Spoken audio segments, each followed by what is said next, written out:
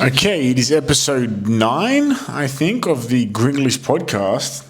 Yeah, 9 episodes of the Grenglish podcast. That is good. I feel like I should be holding this with something. I feel like I'm holding a microphone, but I'm not. That's not going to work. Roll the intro. I'm Greek Australian. That's why I look like this, but I sound like this. So, we made it to 9 episodes. It's very busy days these days for me, to be honest. I'm filming like many hours a day, whether it's Emperor stuff for Moulos Instagram, whether it's this podcast, whether it's another podcast, whether it's Golden Greeks, whether it's whatever, content. Like I said, started this production company type media business, content business with the intent to, build my personal brand and film more stuff that I wanted to film. So that is what we have got here, which is great. Like to be busy. The training for the triathlon has been going pretty well. I am 78.4 kilos as of yesterday.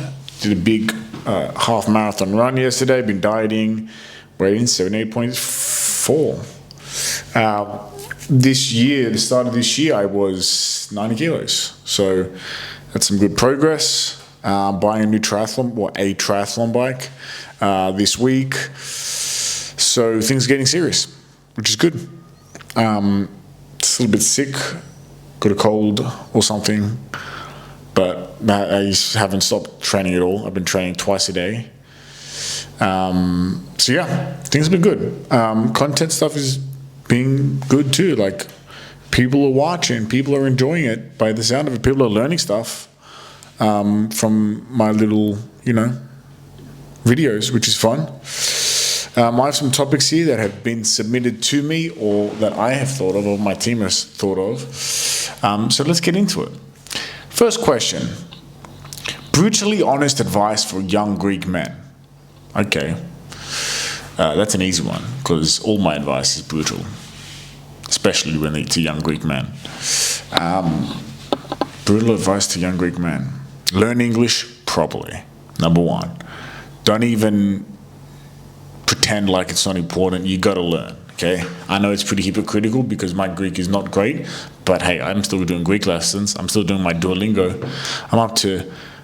I've learned Spanish too, by the way. I'm up to day 733 of Duolingo, so at least I'm trying. And I'm doing a Greek lesson a week, 2 Greek lessons a week, for how many years now? Someone just stopped out front of my door. That was weird. You gotta learn English and do what you can to get rid of the accent. To be honest, like, when I left Australia, I had that pretty a heavy wog accent. Like, I talk like this. Like, it's kind of disgusting when you wogs speak like this, and this is gross, right? And it makes you harder to understand. That's the unfortunate reality of being from places that aren't the places where you want to be, right? Like, I make most of my business with people from the US, so and New York. So, as much as I can, I entrench myself in American culture, which I naturally did, with music and movies and TV. I mean, everyone in the world basically does, but it wasn't like it was difficult. So do what you can to improve the accent. And that's listening to music, that's watching TV, that's watching movies, all in American. That's number 1. And then also the culture. Understanding a culture is a tough thing. Like, I've been in Greece now for 6 years, for half the year, each year. And now I kind of really understand the culture and how different it is to diaspora culture. So different. It's like a different race. Get the English thing set up. Start understanding American culture. And I think, some basic stuff I always say is like, get in the gym. Greece doesn't have a culture of athleticism and sports, actually, doesn't. Like, I always talk about this, but in Australia, you might do 3 or 4 different sports at once.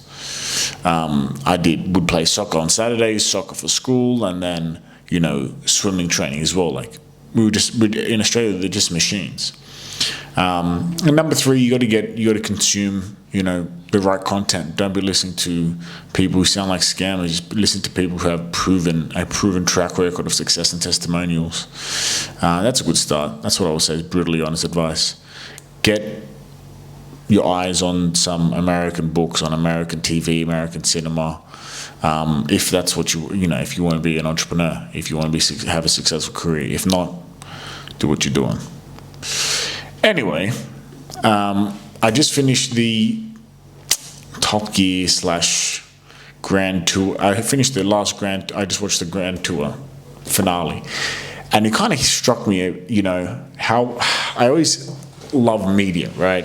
I've always loved media in general and content, whether it's, media now is movies and Netflix and YouTube and Snapchat and malakias like that.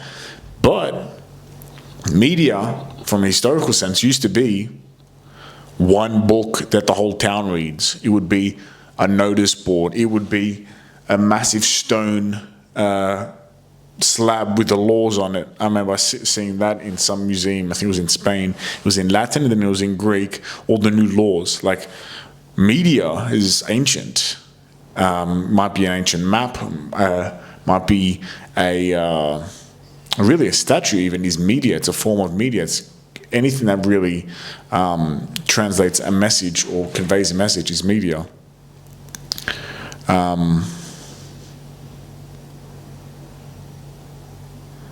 Sorry, I am looking at my emails, which is very rude. Nothing to fear. And so I always look at how media changes people and how we consume it because, one, business, it's a business interest, but also just like how symbols convey messages, how actions convey messages. Anyway, I've always found that interesting. And so when a whole, let's call it generation or multiple generations are captured by one form of media, you need to, look closer at that and say, why? What's so interesting about this? And so anyway, that's a long intro to say that I've loved Top Gear and the Grand Tour and Jeremy Clarkson, Richard Hammond and James May since I was a kid. Like, Top Gear started in like 2001, 2002. I would have been 4 or 5. And I remember here's the funny thing. I don't give a shit about cars. I don't care about cars at all. Maybe I have a little bit of interest in like a 1969 Mustang because my babu had that. But meh. I just don't really care about cars. I always live in big cities and I catch a train, taxi, walk, bike, train. Like, I just don't really care about cars. But it's a testament to these guys that they make someone who doesn't care about cars interested in cars, because I've watched Top Gear and I love the specials more than anything my whole life. The first special, now that I watched the finale, was in 2007, and now 2024 they kind of wrapped the last special up in the first special was in Botswana, which neighbors to the is to the west of Zimbabwe, and they did Zimbabwe in the special, and then they ended up in Botswana, where they started all the specials. And man, it's such a weird feeling to watch something end that you've grown up on, And look, all my friends grew up on Top Gear and the Grand Tour. The Grand Tour started in 2016, so it's been 8 years. It's not like it was a short run, even though it feels like a short run. Top Gear feels like it's ancient. But the specials are something that I rewatch religiously. Like, it's a bit paradoxical, weird, how often I watch and rewatch the same 10 Top Gear specials, whether it's Botswana, whether it's Colombia, whether it's Patagonia special in Argentina, whether it's the Mongolia special, whether it's the Scandinavian special, the French special, the Where else did they go? The Vietnam special, fuck, that was a classic. India special, the Bolivia special. Like, they just went on so many adventures, and you can just tell, like, look, they're doing something challenging. Like, as much as they are multi-millionaire dudes, they are also doing actually something quite tough with the cars. And I mean, you can obviously tell, like, they know a lot about cars, right? To be able to go through challenge after challenge and fix it after fixing it. So they're doing something challenging. They're getting paid bloody well for it, but they're doing something challenging. And that's what's fun. And the camaraderie between them is obviously hilarious. And it just makes me think, like, watching that finale, and, you know, I was like, that's, you know, been such an honor and privilege to watch these guys do this great job over 20 years. And especially when I'm young, you know, because I've gone on adventures my whole life. My life is pretty adventurous compared to most people's lives. I think that goes without saying, but I've always... Look, I left home when I was young, 17, and family-wise, I have my mum and my cousin. Besides that, I actually don't see any of my family. So for me, friends are family. And going on adventures with friends has been actually a good, maybe a third of my life, right? I've been with friends going on adventures around the world, doing stuff. So maybe that's been inspired by these Top Gear stuff, and probably definitely has. But also I travelled. My mum took me on awesome holidays, and the family on awesome holidays as a kid, and that just always sparked this, you know, wanderlust to explore the world, because there's so much cool shit to see. Like, I think I've said this before on the podcast, but sometimes when I'm sad, I just think about Rome. Just the city of Rome, not ancient Rome, just Rome now. And I think, because I've been to Rome maybe 5 or 6 times, and every time I leave, I still have on the map, like, oh, there's this new site, there's this new archaeological site that I didn't find last time, or didn't go last time. They uncovered something new. So even now, there's like 7 new sites there that I want to go see. Like, it's just this city of continuous exploration. Athens, unfortunately, wasn't really a city for about 1,700 years. So doesn't have as many layers on it, but Rome just has so many layers, and I just get inspired to learn and explore the cities again. So yeah, you know, Top Gear specials, these guys, like, when I watch a cool TV show, when I watch a cool movie, when I watch any piece of art, you know what it makes me feel 2 ways. One, like a loser, like, you could never create something so amazing.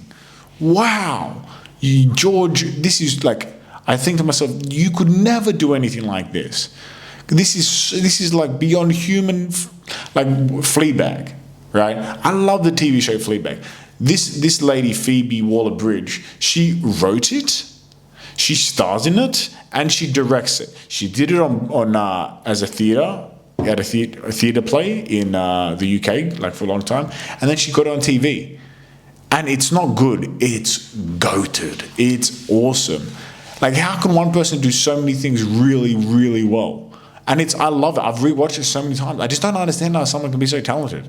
Now, look, I'm not beating myself up, but talent ain't my thing. I can work hard at one thing for a long time and focus, but god damn, like, when I watch Dave Chappelle, or if I watch Louis C.K., I throw my hands in the air, because I'm like, I could never be this good. They're like gods amongst men. It's not even close.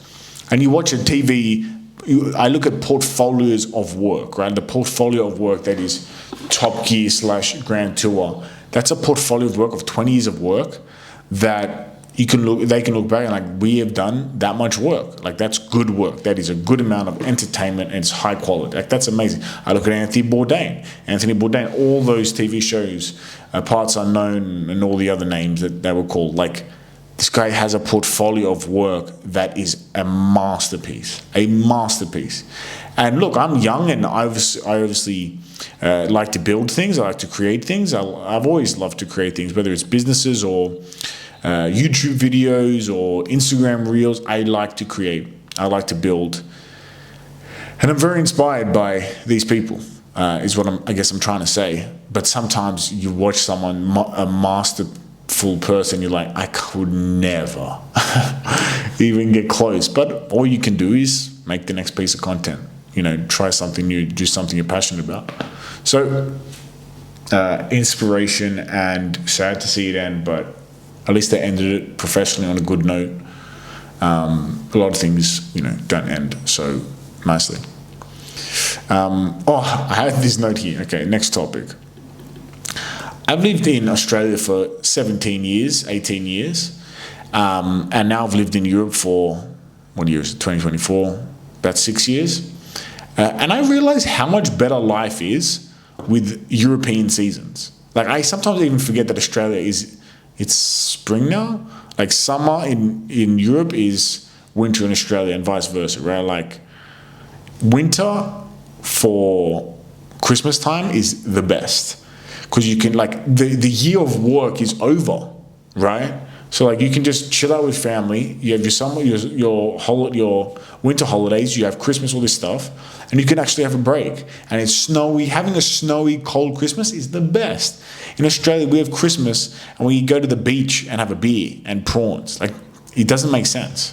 It's such a better arc of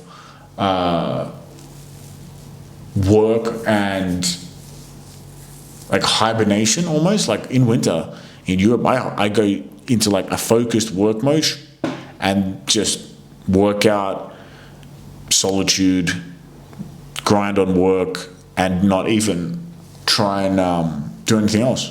And then summer's like, yeah, more work obviously, but summer it's hot, and like it's the meat of the year is in the middle of the year. It makes more sense. Anyway, that's a weird point, but I think I'm right. What else is happening? I have a lot of little stories here, which is good. So cadet stories. So as of right now, I have 3 big challenges as it stands. The triathlon 70.3 Ironman on the 20th of October. I have a comedy show that I am producing, the Grenglish comedy show, named after the same podcast, in the same group of productions, here in Athens at Transistor Bar, which should be fun on the 11th of October. We're flying in a hilarious comedian, David Alfie Ward, and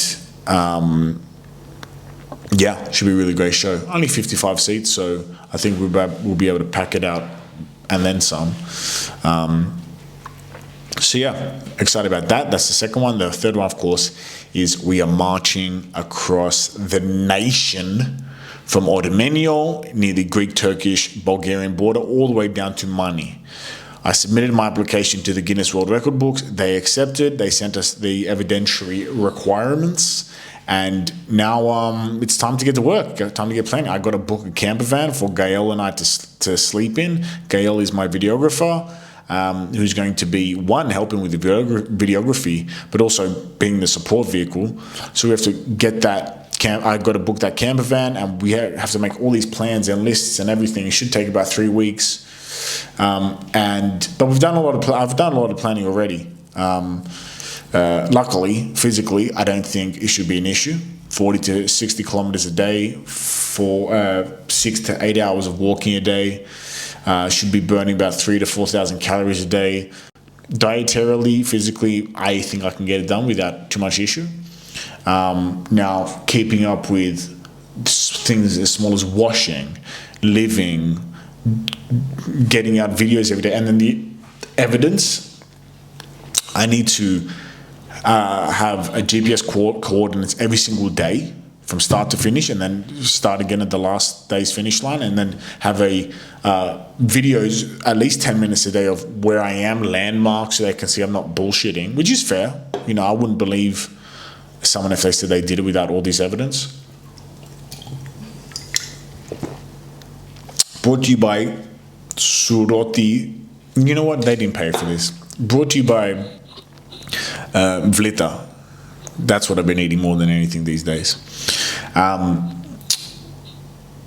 Then you also have to take a logbook. So you have to take like a book and have any witnesses. If you went to a restaurant that day, have them sign the book and write a phone number or an email so that Guinness can say, were they really here? Then if they give you a receipt, which they do in Greece always, you got to staple that in or glue it in or take a photo, right?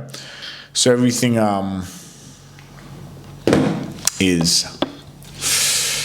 everything is recorded, which is really cool, actually. I respect it. Which will be a lot of fun. In terms of lining up a charity, I really thought about this because I wanted to be something I really care about that I think, needs help and can maybe make a real difference. Now, I kind of thought about some of the major cancers and foundations. I didn't have any grandparents, so it wasn't a big thing for me. Now, my parents, obviously, they're orphans when they were young. But for me, one thing that always catches my eye, I've already made a piece on, was the fires in Greece. They're just rampant and they're getting worse, and it's a structural issue in our government. My dad was a firefighter in Kitara, and Kitara gets burnt basically every year or two. I think it's a problem that it isn't even a specific political party that is the problem, because they've all been in power the last 20 years, and every year for 20 years it's gotten worse. It's a structural issue with the government. So, I think I want to find something, a charity or cause that supports the families of the firefighters. That's kind of the plan. So a lot of planning still to go into that. But we are about 2 months away. So first things first, let's do a great comedy show. Second things second, let's do this triathlon. Third things third, let's march across Greece, raise some money for a good cause, and get a world record.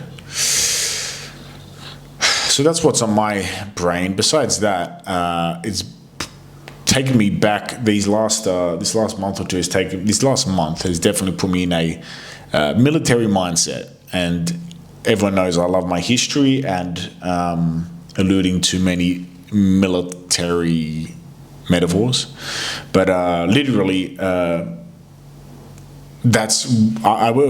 did cadets in Australia for 4 years, and I learned so much from that. Honestly, I went to one of the best schools in Australia, and the actual the teachers, I can honestly say I didn't learn anything.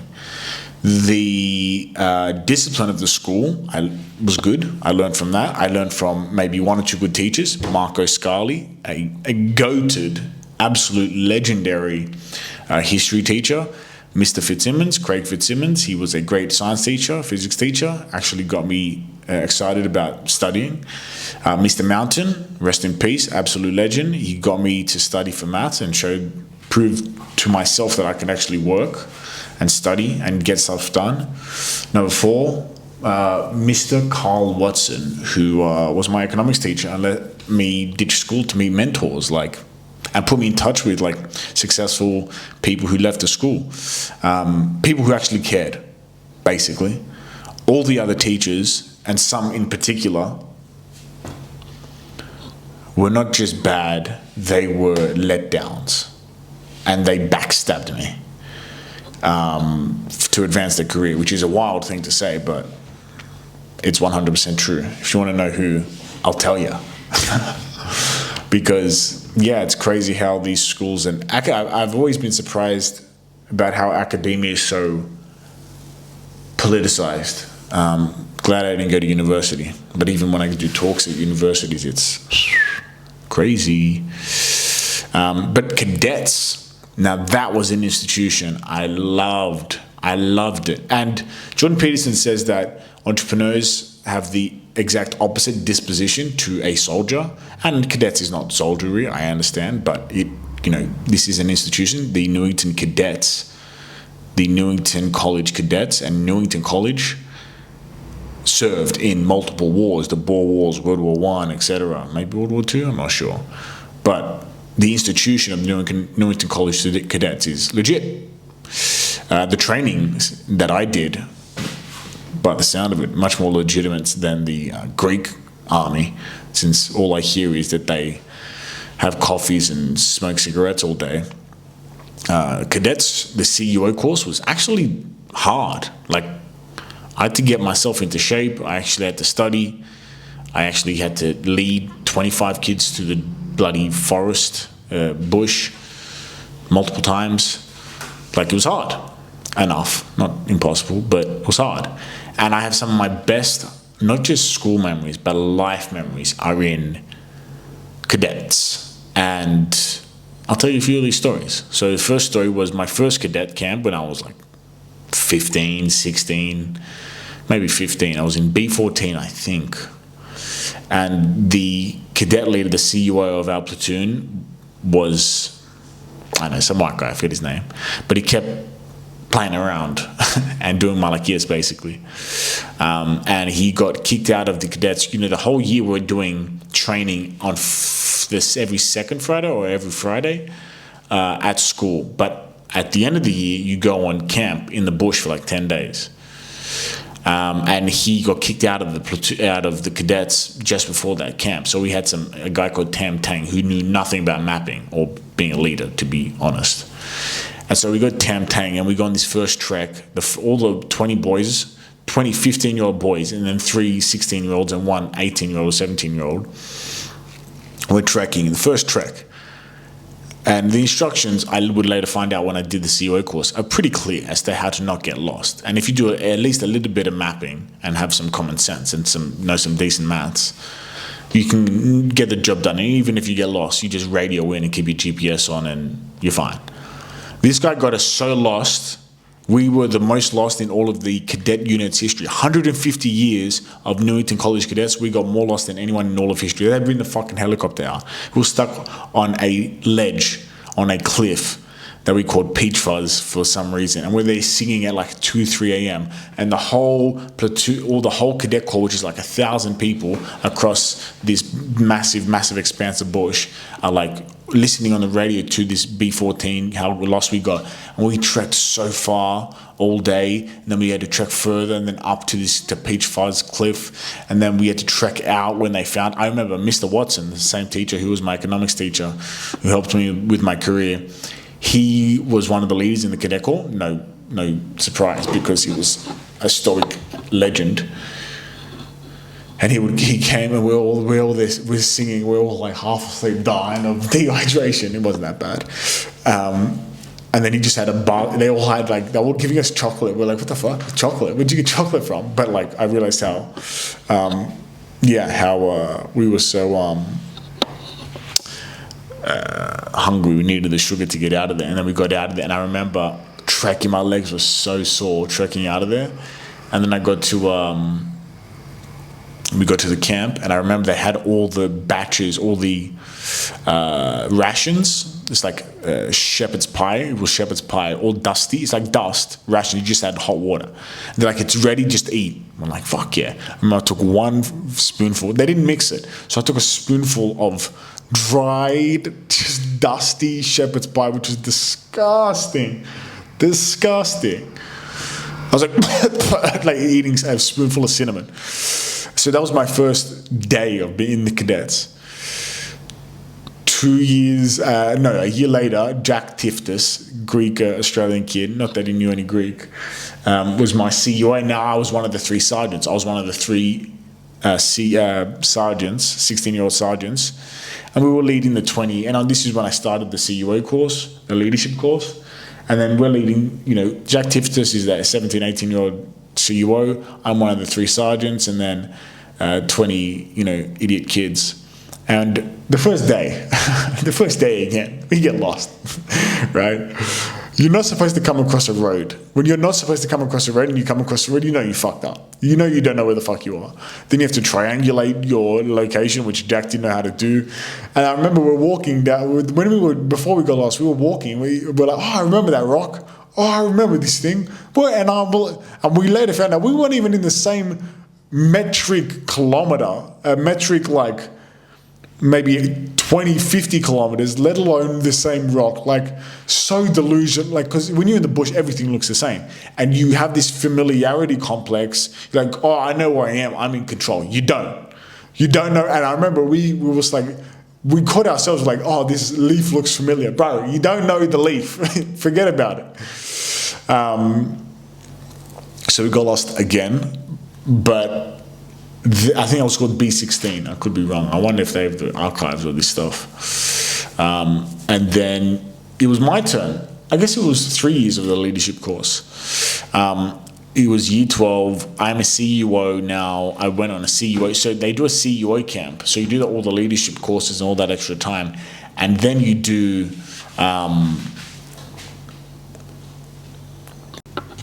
you do your CUO camp. CUO camp...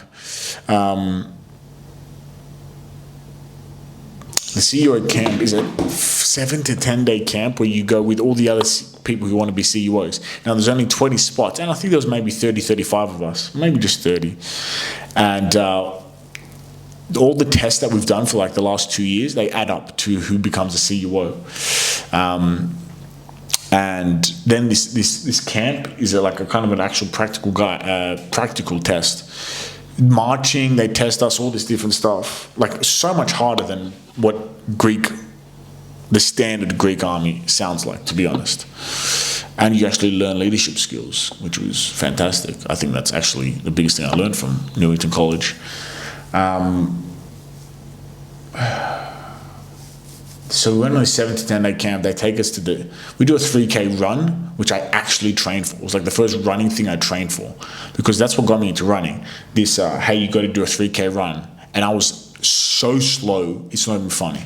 Even though I'd swum my whole life, I was not good at running because I was a little gifted with short legs. So I actually ran heaps. From 15, that's when I did my first quarter marathon, and kind of the craziness started there. Now I'm walking across the country like a malaka.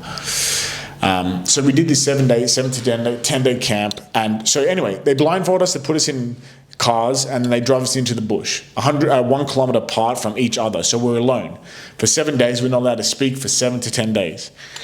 And I fucking loved it. Oh my God, are you crazy? I could be by myself for a week in the bush doing my yes, they gave us enough rations of water. Oh my God, fantastic. I had a ball. The time flew by.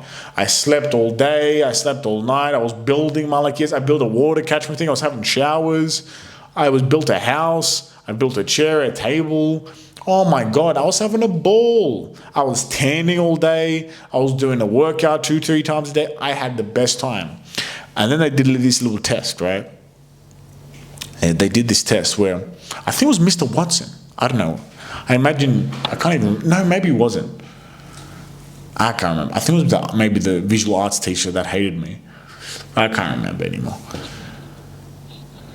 And they come in on, it's like let's say it's a 7 days alone. And some guy comes in on like the 5th day. And I remember you're not allowed to speak. So I see him, he comes up with the phone, like a GPS phone. He goes, do you want to call your mom, your dad, family, girlfriend, friends? I started laughing. I'm like, get the fuck out of here. I don't want to ruin my day. I didn't call them to ir para pones. Get the fuck out of here. No, bro. So I was like, no thanks. I didn't say anything. He's like, are you sure? I'm like, I said, man, bro, get the fuck out. Bro, I want my peace and quiet. I'm here having a ball. I'm going to have other people ruin it. Fuck that. However, it was actually a test, which I happened to pass. Because apparently, most of the boys, I think only 1 or 2 others, didn't want to call someone. But that's actually a test they took from the SAS test, where when you're doing something hard, you should be locked in, basically. And I still kind of like that. Like, even to this day, if I'm doing something difficult, like training for a triathlon, training 2 times a day, and starting a new business, it's like, get off social media. Like, I don't need to be talking to everyone all the time, every day. Like, I don't. Seriously, what's the point? Like, my friends know when to contact me, and we'll talk once a month. And anyone outside of that, like, sometimes it's just completely unnecessary. People know when to contact me, and it's a quick phone call. I don't need to be texting someone every single day. Like, it's a bit paraxinho. It's a bit over the top. Like, give me a break. Sometimes you just got to lock in with a bit of solitude, and I think that was part of the lesson. So I passed that test. So then it was my turn to lead. So now I'm leading 20 kids and 3 sergeants. And now at the same time, I just left home. So I was semi-homeless, living in my car, not bouncing between places. And I crashed my car, and I had to finish my exams for school, and my business was good and then failing, so I'm trying to fix that. And then basically for me, a camp was a vacation. So we go on camp, and you're supposed to shave every little hair off. And at this point, I had enough of every fucking authority. I wasn't listening to anybody. So anyway, I start the trek, and I know all the maps off by heart. I know all the tracks off by heart. Everything. Like, I actually researched, and I actually did a good job of researching. And although my platoon had 2 or 3 troublemakers, one was some WOG kid, and one was like some white kid. And I knew how to deal with them. And the whole year, I was tough but fair. I'd be like, you fuck up, do 20 push-ups. Do this, do that. And they would actually do it. Like, they respected me. I would let them do whatever they want. I don't care. Just do the work, and then if you're getting punished, you're getting punished. So on camp, they would love it. I go, and I told them all, hey, listen, you're not allowed to bring any contraband. You're not allowed to bring any contraband. So bring this contraband. Bring lollies, bring spaghetti, dried spaghetti, bring dried fruit, dried nuts. And then, because I'm CEO, they don't check my bag, but they check your bag. I will take all of the platoon's contraband, hide it under my bag, my top, when they do the check. I take 25% commission, and then you get it back. But you carry my 25% in your backpack, right? It's like feudalism. I took them back to the 15th century. And they were like, yeah. And then everyone passed the contraband check. I was like, yeah. They're like, the teacher said, it was the short lady math teacher. She said, your boys didn't bring any contraband. Good work. I'm like, hey, I enforce the rules. You know me. And then I'm eating lollies every day like a king, just catching in my mouth. Oh yeah, bring me those spaghetti rolls. Yeah, give me the cinnamon bun. It was legendary. And we would cut corners. Like, I go, boys, listen, if you want to enjoy camp and you don't want it to be torturous, 1, listen to exactly what I say, so you can have as much fun as possible, but be as lazy as possible and do as little as possible. But when you go to work, you go to work. And they did. They listened. They realized, oh, we can have contraband if we listen, and we just have to do the thing that when we have to do the thing, listen to George. Like, they really believed I had their best interest, and I did. Like, I wanted them to have a lot of fun. I told them this will be, I remember I was in class, I told them, this will be the best experience maybe of your life, to be honest. And if you want to really have fun, follow what I say, so that you can bring a contraband, you can run around, you can have the most free time, you can actually enjoy the trek, you can sing the fucking marching songs, and we can cheat, we can steal the food from the other bloody, what's it called, platoons. And it's so weird because I surprisingly didn't have that many friends in high school. My friends Jack Jacobs and Terry Christopher, who my friends from year 7. My first friends in year 7 were Sam Gilfeder, who was a white Aussie bloke, and then the year later, I think as soon as he realised, like, I'm a WOG, disowned me as a friend, right? And then year 8, it was Jack Jacobs and Terry Christopher, which I was already kind of friends with, and Dion Riotto, and Jack and Terry were my friends from like year 7 all the way to year 11, and then year 12, one summer, from being like fucking best buds, they just dropped me as friends. And it was at the exact same time that everyone was going for leadership roles at the school, like head prefect of the school thing. And it was like 1 week, we were best buds. I'm at their house. Did an internship at his dad's thing. We were having sleepovers, to playing Minecraft, to talking every day, to just completely cut me off. And I one day I confronted him. I'm like, bro, you fucking completely cut me off a friend. You won't even reply to my messages. What's wrong? What's up? What the hell changed? It's weird. I said, bro, I don't know what you're talking about. And I remember saying, like, bro, I don't want to be seen hanging around you. Like, he didn't want to be seen hanging around me because he thought people wouldn't vote for him for a house captain, prefect, school leader thing, which is a wild thing to do. Which sucked, but to be honest, I had a lot more shit going on in my life at home that was a bigger issue. And then in a year after school finished, he apologized. I was like, yeah, no problem. But always I was friends with the WOGs, the Greek kids. Papa, Mavris, Lardis. Ioana was there, but not really. And Zavos, but he wasn't there. Not really. It was mainly Mavris, Lardis, and Papa and I. People who were just unashamedly Greek, to be honest. Everyone else was like, oh, I don't want to hang out with the Greeks because they have a bad reputation. Bro, what the fuck? Okay, well, one of us did. But the rest of us were fine. But yeah, like, it's so weird, friends in high school. Dion Riota was my friend the whole way through. It's a shame we don't really talk anymore. But the funny thing is about school, you know, high school or maybe university too, you make friends. There's circumstantial friends and then there's real friends. Are you friends because you went to the same school and you were in the same class, or you're the same ethnicity, which is not really a great reason to be friends?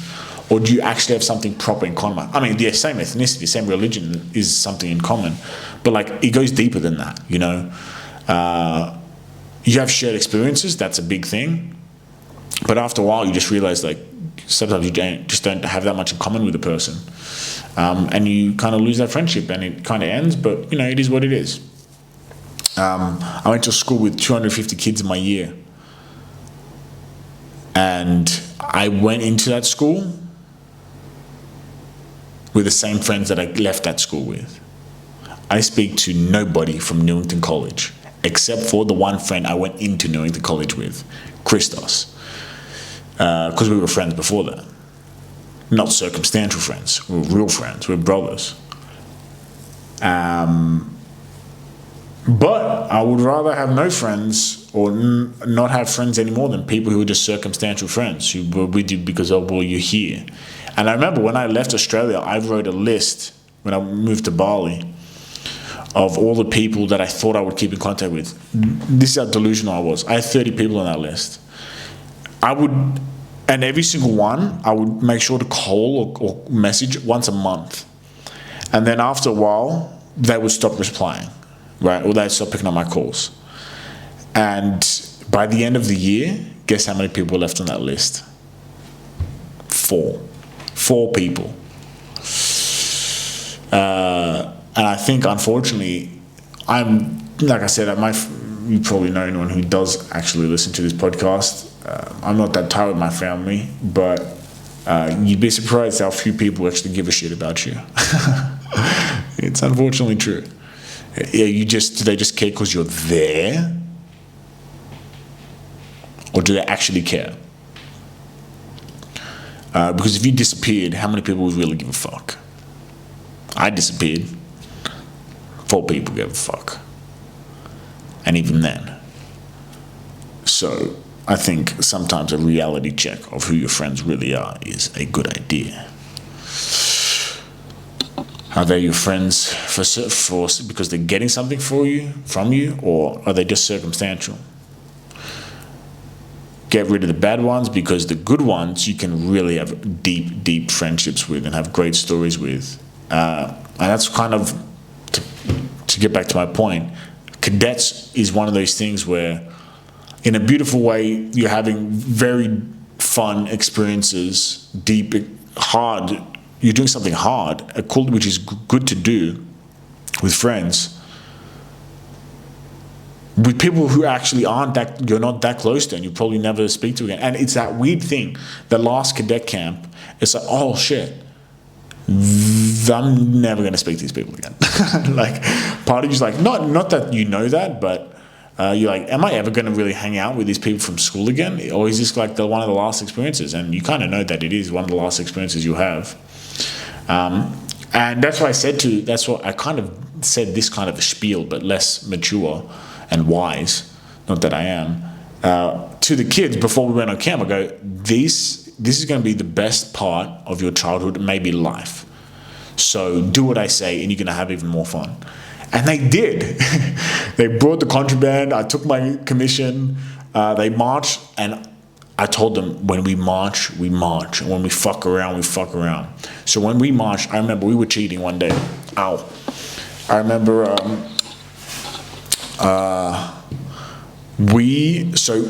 Lewis Ulm, named after the Ulm River in Germany, it was a famous battle in the Holy Roman Empire. He was a twin with another guy called Lewis and Clark. It's not Clark, I'm joking. Anyway, Lewis and some other kid. I like Lewis more. The other guy was too monotone. Now,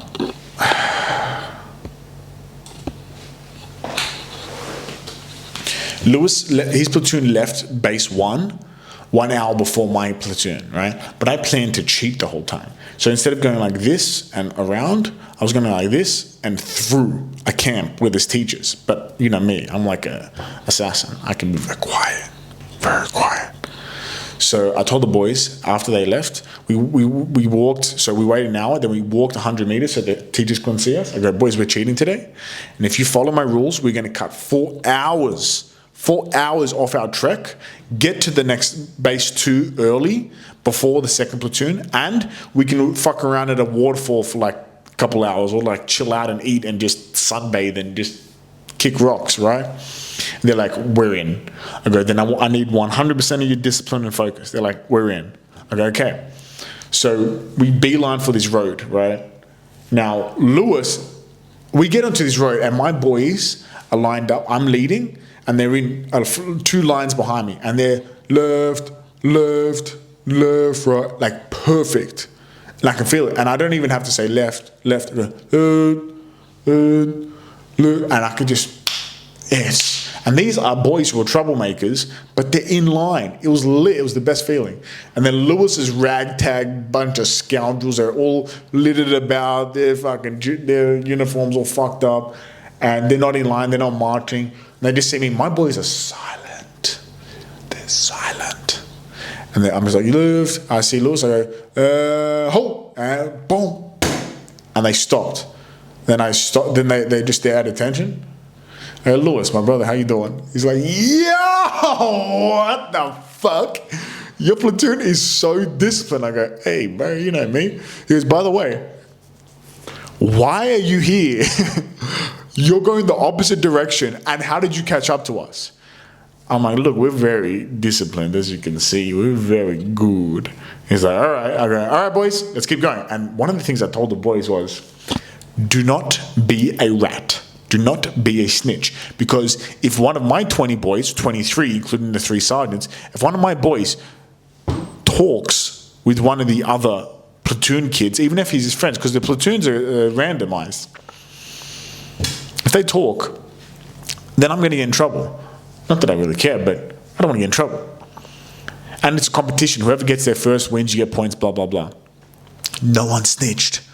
How crazy is that? And there were 2 or 3 boys who didn't like me in this platoon. They didn't like my autocratic leadership regime, but they still did what they were told, and they did not snitch. And I taught them, by the way, another thing I taught them was how to, like, this black market of contraband they would have, all the lollies and malakis that they brought, how to go and negotiate and trade. And so we were there. We were just savage traders, just getting the best resources from all the other platoons. Anyway, so then we continued to march past Lewis's platoon, and I was just like, this is the best. I think about it to this day, how cool we marched past this other platoon. And then So we were supposed to go like this whole loop around, which is a 4 or 5 hour loop, right? Or we could go straight through a field, where the RSM, Lachlan Cameron was the RSM. Funny kid. He was in a couple of my classes. Crazy kid. Those crazy white guys who they'll climb a tree naked. That's him, right? That's Lachlan Cameron. But he's a good kid. So he was RSM, which is the guy who's in charge of the discipline, which is wild because he's the least. Well, he's pretty disciplined. He's just a crazy kid. So anyway, he's sleeping during the day, which is what the RSM does, and we needed to sneak through this field so we could cut this corner, right? And I go to the boys, and so we had to. Oh my god, I forgot this part. We had to go straight down a cliff, basically, a super steep cliff. It's all forested. There's all vines and shit everywhere, right? And so I'm there hacking away at all these vines and all this stuff. And these boys are taking their bag off to go down super steep. And then there's a paved road. So we're in this gully, on our backs. I'm like, let's go. And with the whole thing, we didn't go one by one over. We just went 20 people to the other side, right? And then we just stealthily went through. Oh my God, it was the best thing I've ever done in my life. And I wish we had phones back then.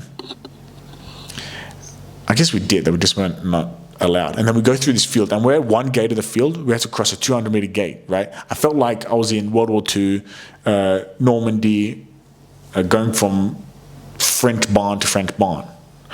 And okay, boys, and I would shake them, right? I would shake them and say, bro, I can hear your knife and your fork rattling. Put it together, put a sock in your metal plates so they don't bang against each other, because then the RSM is going to hear you. That's how fucking good we were, right? So then I would shake them. I'm like, okay, good. And then I'll tell them, run across. And then one by one, we run across very, very, very quietly. Then I was the last one. I opened the gate, I closed the gate, I would go to the other side, and then we got past. And then we had to sneak around the actual teachers who ran the whole show. And we did that too. We were ducking, and then we came out. Then there was the part where that hook part. There was this one hook part where, if you went the whole way around and back down, you would have come out from this side. So we had to sneak around them and then come out. However, and who do you think you're talking to? You're talking to George motherfucking Moulos, yeah?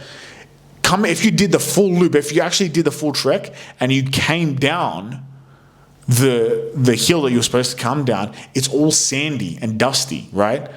And I knew they would have said, hey, wait a second, you guys are not dirty at all. So what did I do? I go, boys, roll around in the dirt for a second here. Come on, who do you think you're talking to?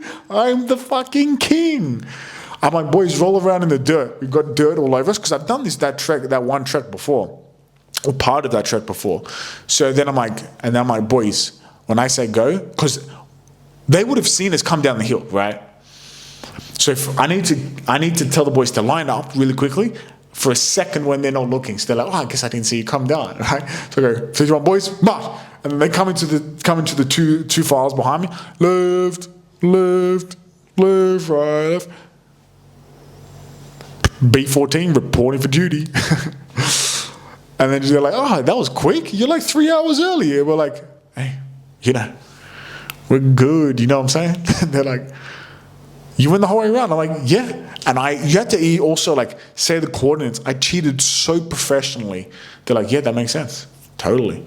Your boy's got to be dirty coming down there. I'm like, yeah, these boys, that cliff's crazy. They're like, yeah, all right. Well, go swim in the river, tidy up. There's some custard there. I remember we would always steal custard of the other platoon. So yeah, super, super fun to